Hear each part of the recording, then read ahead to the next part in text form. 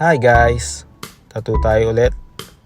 Bali, ang gagawin natin today ay enhancement ng tattoo ni ma'am. Yan ang tattoo niya, koi fish.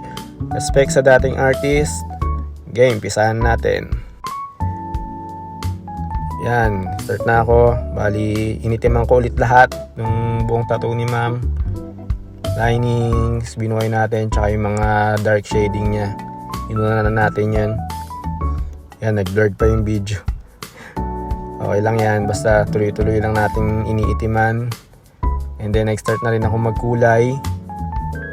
Bali, freehand lang yung kulay natin dyan. Kung anong maisip kong parang babagay. Binigyan na tayo ng go signal yan kung anong pwedeng kulay natin gawin. Bali, yung flower niya dati, ginawa kong red na may yellow. Tapos nag-background lang ako ng turquoise dyan para mag-pop up yung isda. Ayan, patapos na rin yan. Tuloy-tuloy lang ako nagkukulay. Yan, linis na natin. Linis. Yan ang finished product natin. Yan, nabuhay na yung koi fish ni ma'am.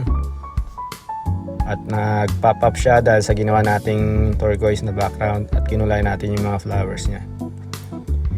Ito naman ang before and after. Yan ang finished product.